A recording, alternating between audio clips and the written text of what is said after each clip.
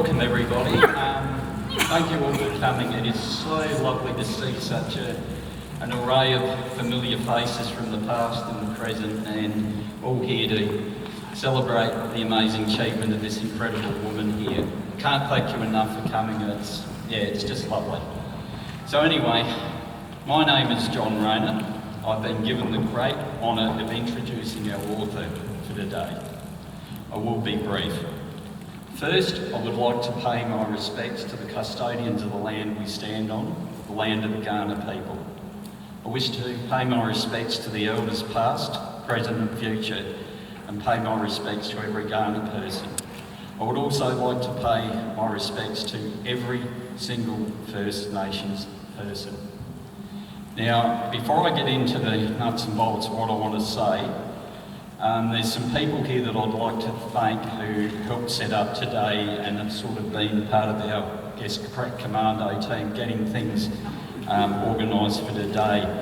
The amazing Michelle, who's over here, the stunning Sharon, who's I think somewhere over there, her amazing partner Russell, who was the chap out welcoming people, the magnificent Millie, who's in the corner, who's the COVID marshal and great friend, dazzling Daniel over there, who's our cameraman, terrific Tanya, I think she was over there selling books, and perfect Peter, who's our barman. Okay, so I want to thank all of you.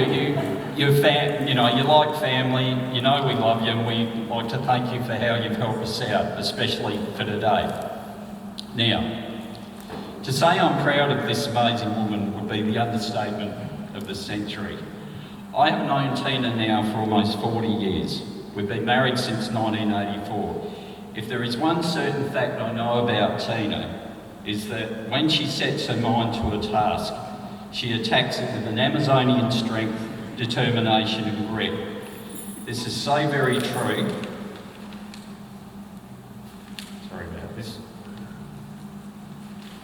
This is so very true in the case of her writing her book, I Won't Settle for Less. I've been witness to Tina putting down her memoirs. Tina has gone through what I call the agony and the ecstasy in writing a story. She has revisited memories and events of great suffering and trauma for her. Places that for some people would have possibly been too tough, too traumatic to go back to, but not for Tina. Readers of Tina's book will probably shed some tears, have feelings of sadness and have oh my goddess moments when they read certain sections of this book. However, these feelings will be tempered by the overwhelming feelings of joy, triumph and awe, discovering what a truly amazing, courageous, brave woman Tina is and what an incredible life journey she has had so far. Tina has achieved much in her life. There have been so many accomplishments in her life journey so far, too numerous for me to list.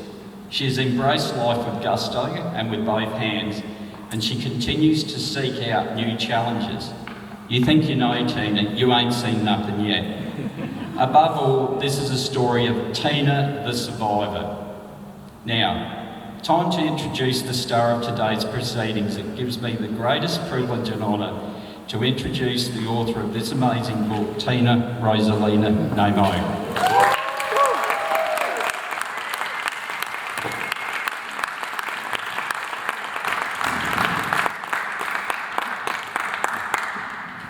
Well, this shows I'm getting old because I need a seat in case I need it.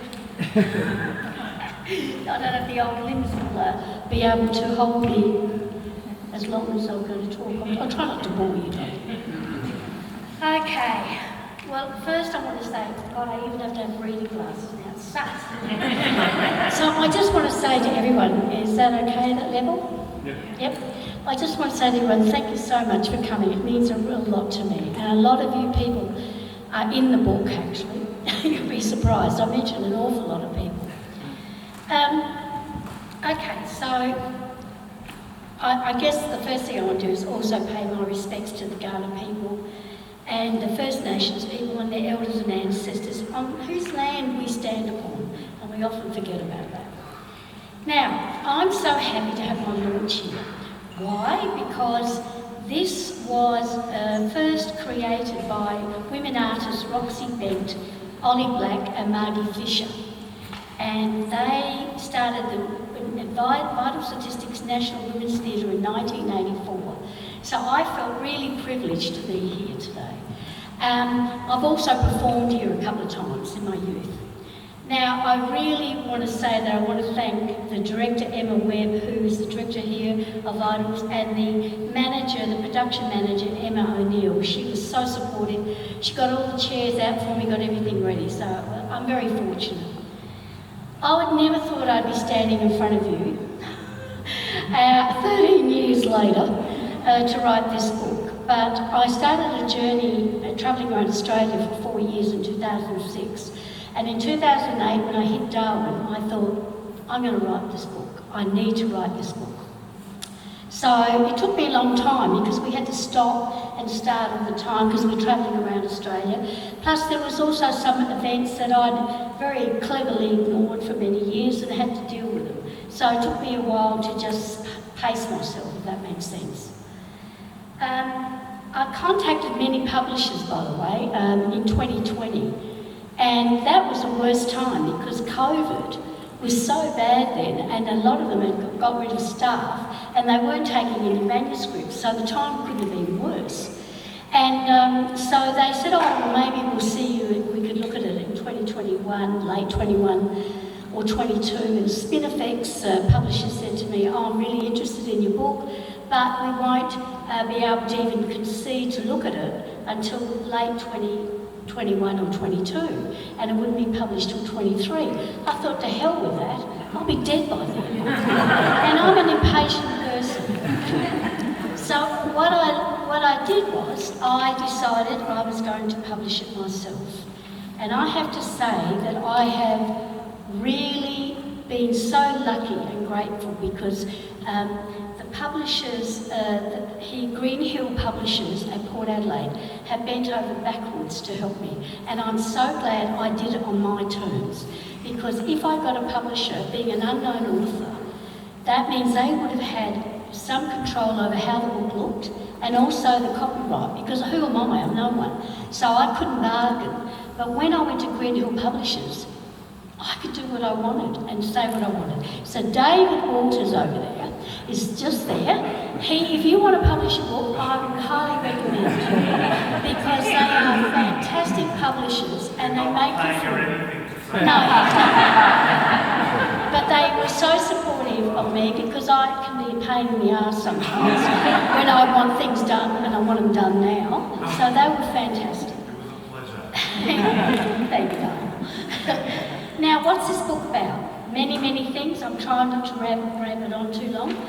We migrated to this country from Holland in 1950. I was 2 years old. We lived in a caravan, tent, sheds, all with dirt floors. We travelled as a family around Australia looking for work, and there was a lot of violence, trauma and poverty in my family.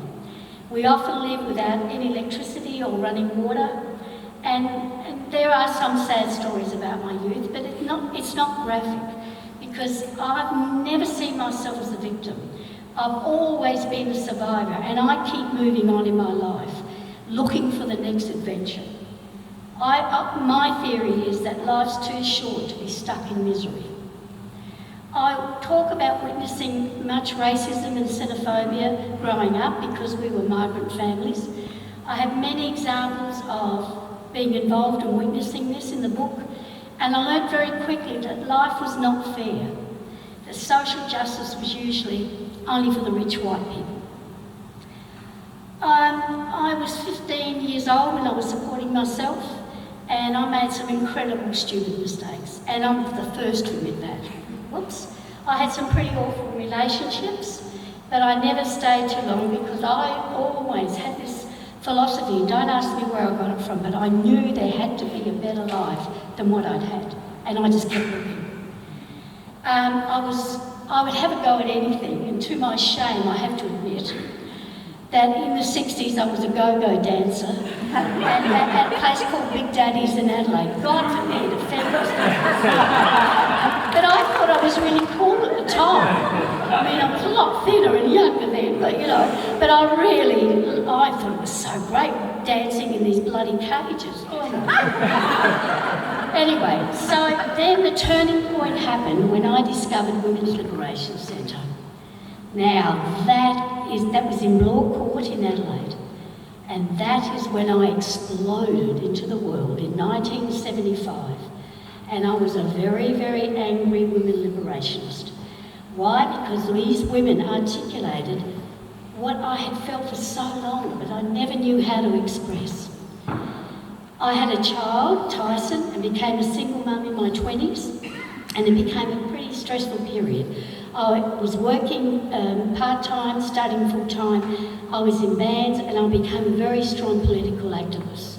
So I was involved in every protest you could think of because I discovered social injustice, and by hell no one was going to get away with anything. I was in a real pain. And so what happened was, by the time my son was 8 years old, he refused to go to any more protests. He'd had enough. He just had enough. He said, I'm not going, so I had to get childcare. No wonder he's turned out so conservative and straight. It's the only way he can rebel against me. I started working at Flinders Uni at Women's Studies Convener in 1977-78. Now, that was a big learning curve. Here's a working class kid who basically knew bugger all, but somehow knew a lot about women's liberation because that just drove me. And I remember how I reacted to some of the university educated people. I really did think a lot of them were tossers. I really did. And I had to just pull my head in. I mean, I was vulnerable, I was ignorant, but I was also quite arrogant. And I would just think, God, they don't know anything about poverty, they don't know anything. So I must have been a pain in the neck to work with. But having said that, thank goodness there were some kind people around me who helped me to increase my skills and helped me to learn a bit more diplomacy than I've ever had in my life. So I want to thank Margie Ripper very much for that, because she was very kind to me, because I don't think I was that good actually. So finally I became a mature age student, and thanks to Gough Whitlam, and started to study social work. And I felt so excited and humble, because I was also proud for getting in there, because my sister is 7 years older and she left home at 14. My mum and dad could hardly read or write. They had very little education. So I felt like, yeah, I'm doing okay. I'm getting that better life that I've been searching for all this time. I then became one of the original members of the punk band Red Meds, which you've just heard about, and boy, were we in your face. In the 80s, God, it was the angry stage, I think. And we only wrote songs that we only sang songs that we wrote. To hell with it, singing Garfunkel or something sweet. It was right in your face. And then we called ourselves the Red. You'll have to read the book why we called ourselves Red Meds and why our costumes were covered with tampons. That's something you're going to have to work out and read about. But we had some hilarious times together, and many songs are in the back of the book, the ones that I could actually put in the book. Then in early 80, I went on to become the lead singer of the women's band Modesty Be Blazed, and did some many wonderful gigs around Adelaide. Now look, in the 80s, International Women's Day, we would have 1,000 women come to Burnside Town Hall, women's only dance. We'd all be pissed and on drugs or whatever, but we had a fantastic time. You just don't see that stuff anymore. Anyway, Michelle was the bass player, and she used to blow fire in between the acts or while we were singing. So we had a wonderful time. All of that stuff's in the book, of course. And I just loved all of these women. We were so strong about ensuring that women's issues were brought up and women's rights. We weren't going to take any crap from anybody. So they brought me lots of laughter. We had a lot of drunken times. Some people took drugs. And much laughter. And I regret nothing, because that was a great time of my life. I then went on to play in other mixed gender bands, Mushrooms After Dark and Namow, and I'll talk a bit about them. Look, singing and music has always been a way, I guess, it sort of kept my sanity, well, most of the time. It was something that was very close to my heart. My father always played music, and my father was a bastard, so I'm not saying there's anything lovely about that. But there was always music in the house, and that saved me. that actually saved me, to go into another world. I became involved in the Political Junction Theatre Company and acted in some amazing political plays, and they were well received by the audience, including I put in reviews that we received from theatre critics. I also did some community acting projects here at Vitalstatistix. I'll tell you a funny story. I went for an interview for a film, because I like to have a go at everything. Doesn't matter if I haven't been trained, you just go. I went for this audition and I was absolutely scared. And it was cold and I had this big coat on. And there's Scott Hicks, the director of Shine. And I go up and walk in, when my time's in, he said, come in. And I was so worked up, I had this big coat on. I got it and I flung it. And it landed on the couch, but it only knocked Scott Hicks in the head because it hit the tripod and then hit the camera. I thought, what an entrance. He's never going to forget me. Well, needless to say, it worked because I didn't get the audition part, but he said, I want that woman as an extra in the film. And my casting agent said to me, what the hell did you do? I said, I don't know. I didn't answer it. I was embarrassed. So you'll see me in Shine, if you ever see Shine again. I've got similar glasses to this and a big red hat in the first scene. So then I started working, I became a community developer, social worker, and eventually a narrative therapist after training with Michael White, who I mentioned in the book. He was such a great mentor to me and a friend. He went out of his way to help me on occasions when I was having a very stressful time in my life with my ex-partner and with work issues. And he's missed by many people in this world. I then became a social worker and that changed my life forever. I was driven by my own poverty experiences and the way some rich employers had treated my mother so badly. It opened me up to understanding social injustice. I was to be seen and not heard as the housekeeper's child, and I vowed that no one would ever make me walk through the servants' back door again. It was something in me because I was treated like dirt. I was allowed to speak to the kids, we were allowed to eat in the kitchen, all that sort of crap. So I'm glad I got angry. It was good. It was a good thing. It motivated me. So these experiences drove me to want to make a difference with clients I saw who'd had much worse experiences than I'd ever had. I wanted people to have the opportunity to understand that there may be a choice or an option and there is hope. And if I could walk beside them and help them find that, then I've done a good job. That's how I saw my role. I went on through a stage of taking on too much responsibility for other people's lives. It was like being a crusader, I think, especially in the early days of working in domestic violence and child trauma and abuse. And this is not sustainable. So especially later on in my working life, it affected my health and my mental well-being. The work ended up breaking me for a while, but I'm a survivor. And finally I bounced back. I don't think I could have bounced back as well as I did without a lot of support from John, Michael White, close friends, colleagues and counsellors, and they're